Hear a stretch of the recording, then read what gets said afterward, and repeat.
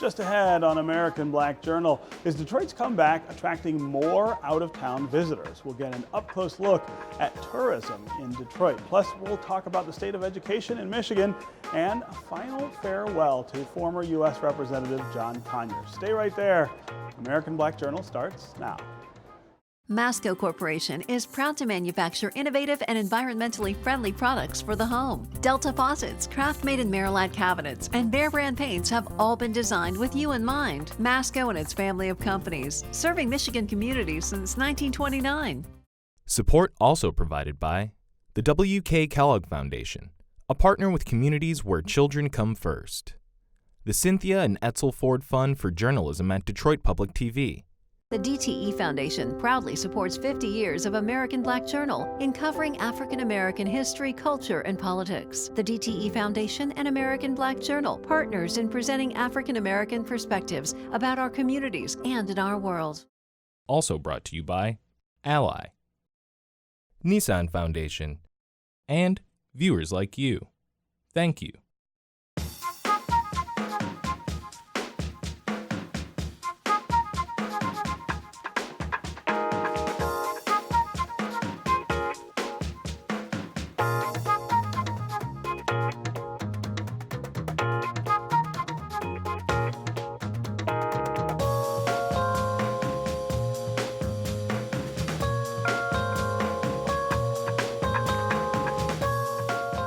Welcome to American Black Journal. I'm Stephen Henderson. We're coming to you from the Business Leaders for Michigan CEO Summit at the Weston Book Cadillac in Detroit. This annual event brings together top business, education, and community leaders to talk about growing Michigan's economy. My first guest is here at the summit representing Detroit's tourism industry.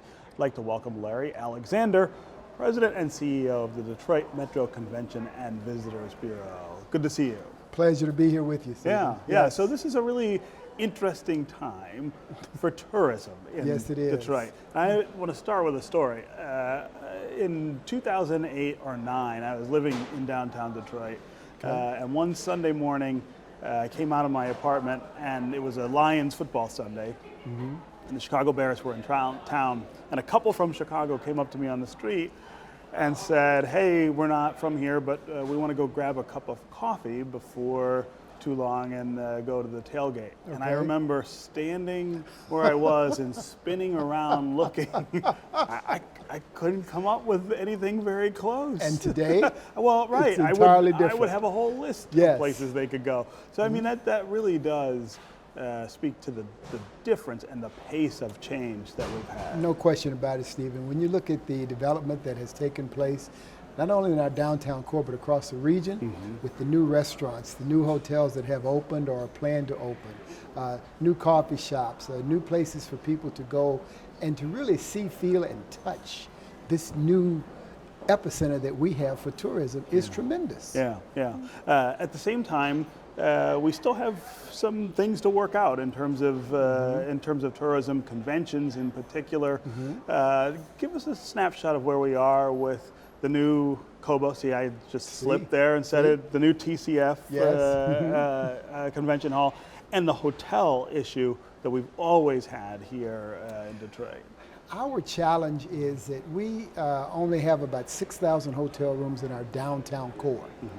When you look at our entire region of Oakland, Wayne, and Macomb County, we have over 41,000 hotels. We have a great convention center now. It's the number 17th in the country right now. Been through an enormous renovation that has made it one of the top centers in the world, and also very technologically advanced. We've got a great airport. We've got great amenities for people to go and experience. But the question is, there's just not enough surrounding it, enough places for people to lay their heads.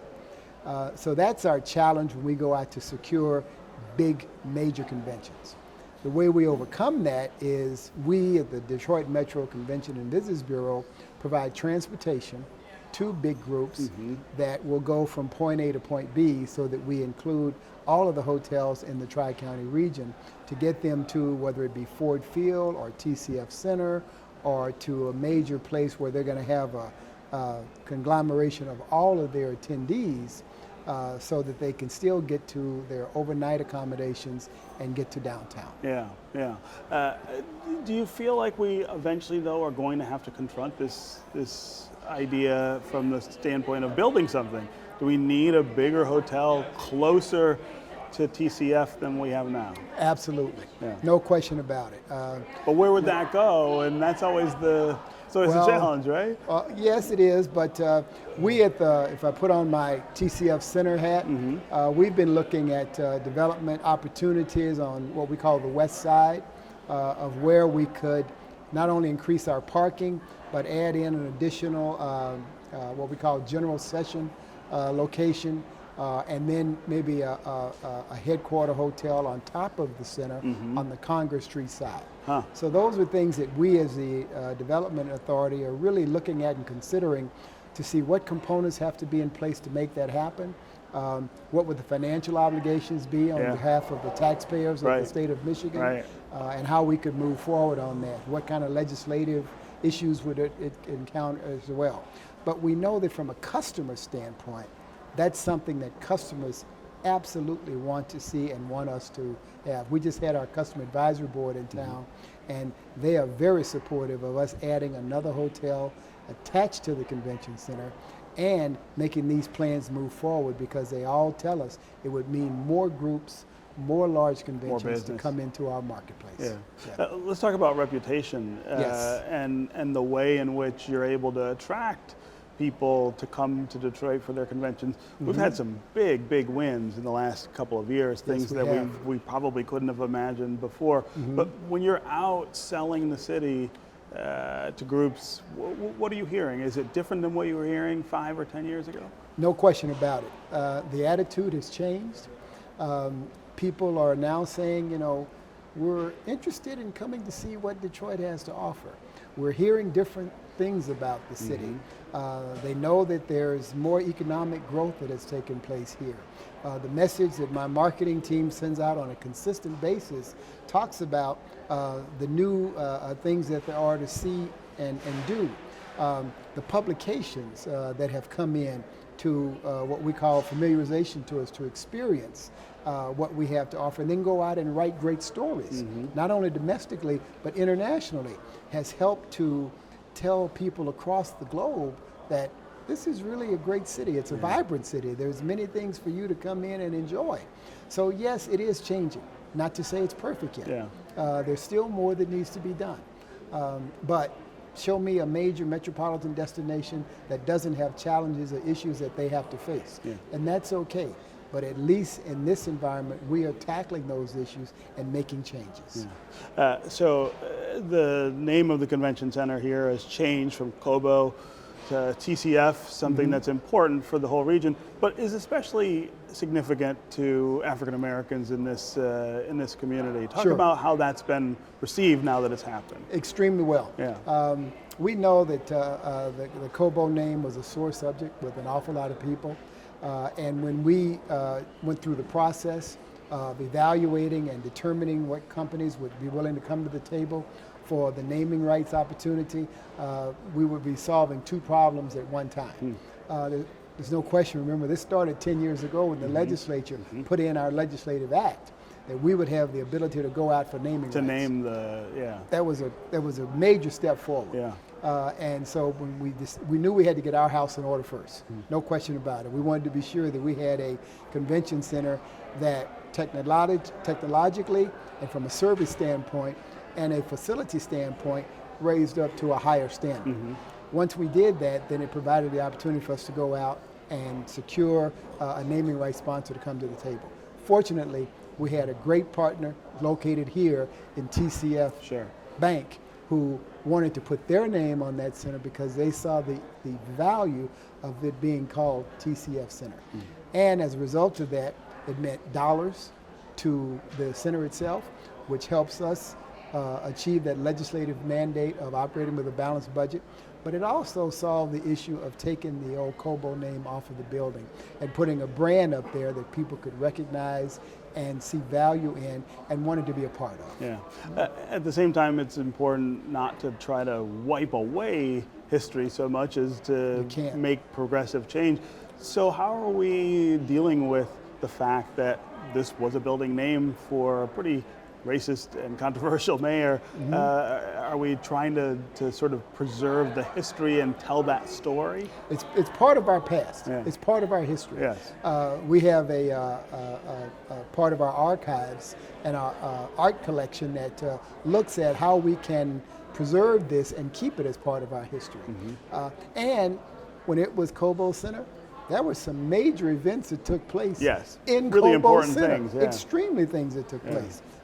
And so now as we move forward and we switch from Cobo Center to TCF Center with a reputable brand, the 17th largest convention center paired with the 27th largest bank in the country that's headquartered here in our backyard, we envision and see some major events that will be taking place in TCF Center as a result. Yeah. And that helps our partner when we go out and promote the brand, because we know that all of those conventions and all of those events that take place, they will go out and communicate the TCF brand. It was TCF, yeah. To their millions of attendees and visitors that will be coming in as well. So it's a great partnership all the way around, and it's all about not only improving the reputation and the stature of the center, the reputation and stature of TCF Bank, but also the reputation and status of our city and our region. Sure. And that's what it's all about. The more people that can come in and bring tourism dollars and spending, it affects jobs, taxes,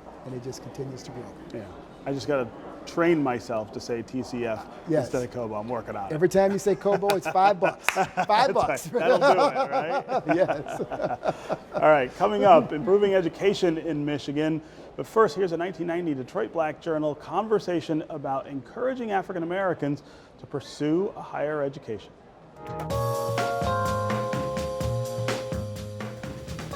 We lost our will, Trudy. If you think about it historically, blacks and other minorities were making very, very steady and good progress in increasing their enrollment in higher education up to about the late 70s. And then the statistics you talk about came into being. In 1980, about 33% of black high school graduates went on to college. By 86, that was down to 29%, and it's gone down since. I think we lost our will, and that is represented very dramatically in financing of higher education. In 1980, to go back to that marked year, 80% of the financing for students was in grants, and now that's down below 47%. So that's one very visible indication of how the country nationally and higher education in the state and elsewhere changed their posture about accelerating the enrollment of blacks in higher education, and we're going to have to change it back. The conversation here at the CEO Summit focuses on making Michigan a top 10 state for jobs, income, and a strong economy.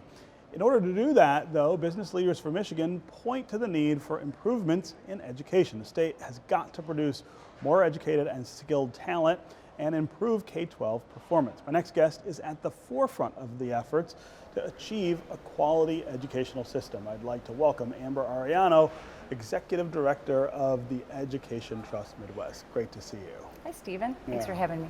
So right there in the open, I sort of laid out what the challenge is for us here in the state of Michigan. I feel like this is a challenge that's been around forever, and we only are slipping backward, it seems, on it. I mean, we really are falling behind when you measure our performance by what other states are doing. They're taking such leaps forward, and we are kind of staying in place. Right, especially the real top performers. You know, when you think about a state like Massachusetts, that if it was its own country, it would be one of the top 6 countries in the world. Top performing state in the country. It has been now for well over a decade, and yet it's still one of the top improving states, so that it's still getting this incredible growth, you know, almost every year for its students. Even at the top. Even at the top. And you think about that, what that means in terms of students' lives. So for example, an African American student in Boston by 4th grade is almost 3 years ahead in instruction compared to an African American student in Detroit. And you think about that, the cumulative effect of that, right, on a kid's life, what that means in real terms, right, in real outcomes. It's the difference of of graduating from high school and not graduating from high school. It's a difference of reading and not reading. It's a difference of going to a community college versus going to, say, like a four-year university at Michigan State, where you might have a better chance to, not only get a bachelor's, but better position for a master's degree in a profession. So all of these things that are so critical for helping kids reach their dreams, right, and making them successful in a knowledge economy. Yeah. It's just one of the most urgent issues of our time, I think. And so, yeah, I mean, it's obviously it's a top priority for us, but it is for a growing number of leaders and organizations in the state. So if you sort of extend that analysis, the difference between Massachusetts and Michigan in terms of outcomes, Yeah. what are they doing to get those outcomes Right. that we seem unwilling or unable to do? Yeah. So I think it's on both the support and accountability side, and it's on the investment side. So, as you may know, more than 20 years ago, there was a grand bargain in Massachusetts Yes. between the business community and the K-12 community. That's right. And the bargain was the business community and Republicans said to Democrats and the K-12 community, we're willing to invest significantly more, not a little bit more, significantly more, including in a much more equitable school system, so that we're going to really quadruple down on poor kids. Yes. To make sure that they're reaching new standards. But in return from that, we're going to put in a robust accountability system. We're going to put into place transparency that's never existed before. We're going to raise the standards, and we're going to expect all of our teachers to meet those new standards, right? We're going to put systems of professional development and accountability for teachers and for their practice. And over time, over the next 3 to 5 years, things started inching up, and frankly, like, they never looked back. I mean, they just kept seeing improvement, and then they kept doubling down. And it's like the flywheel effect, right? And so success begets success. And so the business community Republicans were more willing to invest even more, and they've continued to double down in terms of investments, especially for poor children, for low-income communities. But they've also continued to refine those sorts of improvement systems to be now one of the most sophisticated public school systems in the world. Yeah, and it's important to note that this was done under a Republican governor. That's right. In concert with the business community, which is generally more Republican than Democrat. This was not some crazy liberal idea. Not at all. This was Republicans saying this is important because we need better outcomes for everybody. That's right. And they really forced it on lots of other people who were opposed and took that political risk.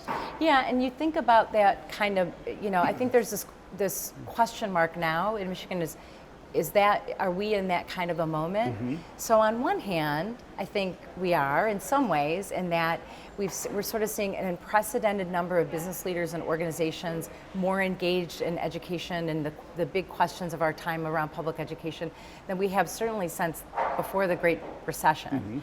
And a growing commitment across many sectors in the state. On the other hand, we're also living through what is arguably one of the most divided, politically tension-filled times, certainly maybe in my lifetime or your lifetime. And so that kind of bargain, I think in some ways is much more difficult.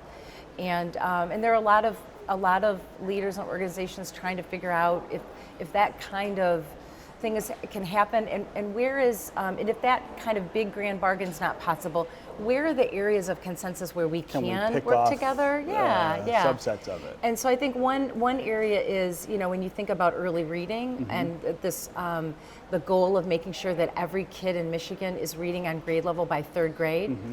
There's a real bipartisan consensus around that. No one says, young kids shouldn't all read. Right. Yeah, no, I don't think they should read. No one ever says that, right? There are big ideological debates about other issues in public education, but that one is there's a lot of consensus. It's common sense. So I think that might be one of the areas where people can really come together and lean in on. Yeah, but even on that issue, we can't agree on how to do it. I mean, you've got a legislature that says just hold all the kids back in 3rd grade if they don't meet the standards.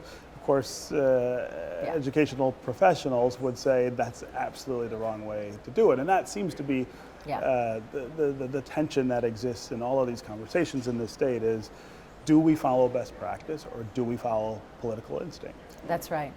And you know, that is that exact question about, do we follow best practice?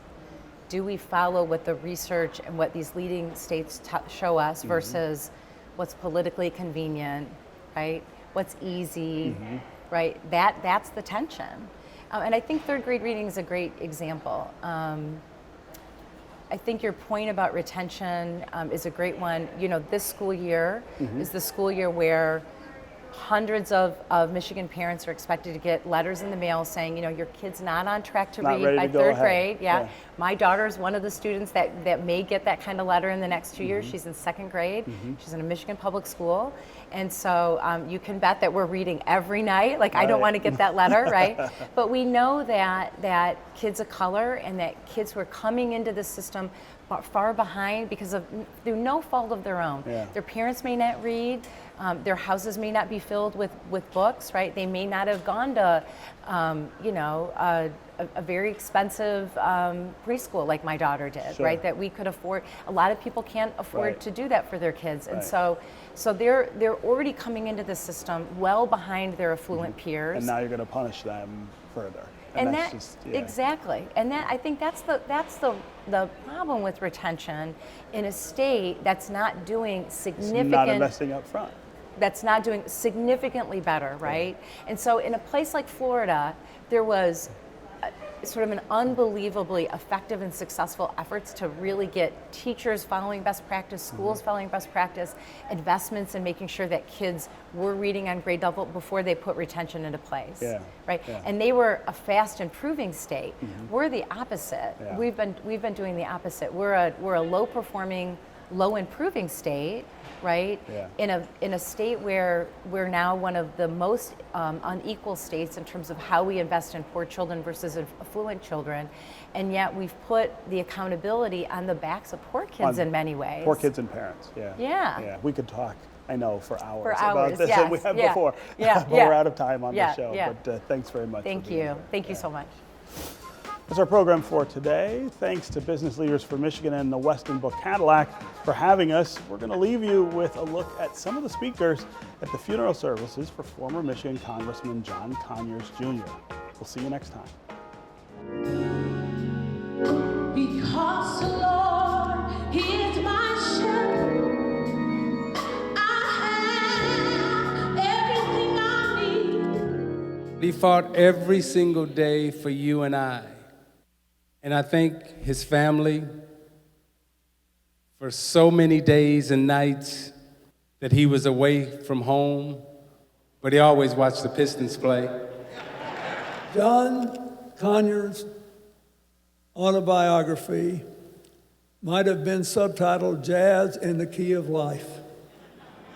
His friends, Lionel Hampton's greatest hit was called Flying Home.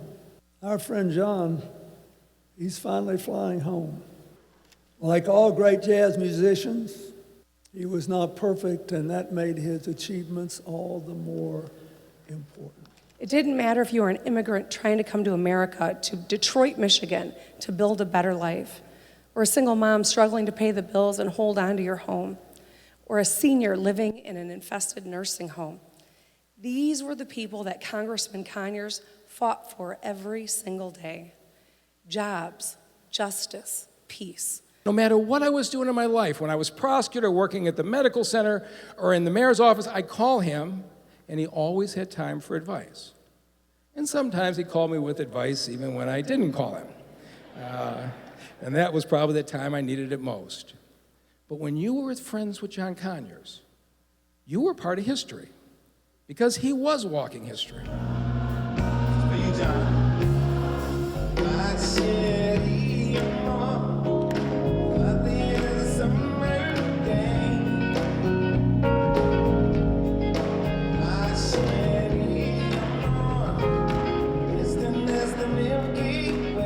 I know John Conyers as someone who never said a bad word about another member of Congress. I tried to get him to do that. He wouldn't do it because he was a dignified human being. Look at 90 years, he lived 57 years longer than Dr. King. Wouldn't be a King holiday if it weren't for John Conyers. So I want to leave you with this because he said this is what you all should do in your life. Following your heart, doing what your conscience tells you is right, and trying to make this a better place wherever you are. John Conyers mentored me and gave me a sense of what I could be because he represented his Christ. Rest well, John Conyers. You did your part. You represented. You represented. You represented.